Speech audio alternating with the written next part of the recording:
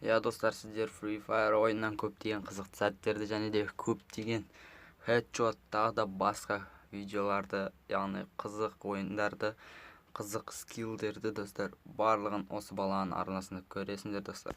Достар, осы баланың арнасы жазылып кетейік.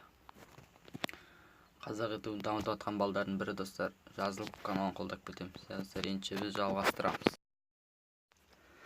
Достар, бізде достар біз осы жерде дайындаламыз. Сол ойын басталмай тұр достар. Ең бірінші біз осы жерге түсеміз.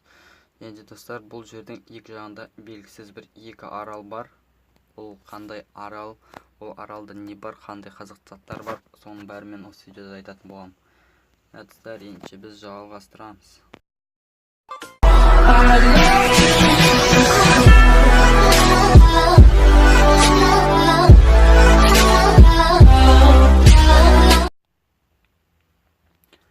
Достар, біз ойын бастаған кезде ең бірінші осы жерге, яғни осы дайындалатын жерге түсеміз. Достар, бұл жерде біз 30 секунд жүреміз.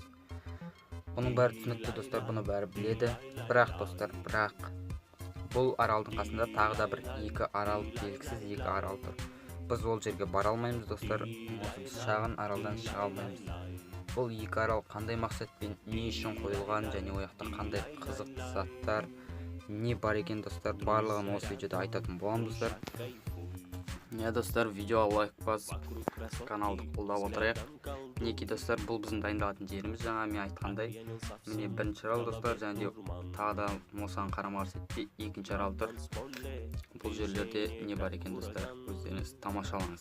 Друзья рядом, душа кайфуй, вокруг красотки взглядом колдуй. Опьянел совсем, в голове дурман.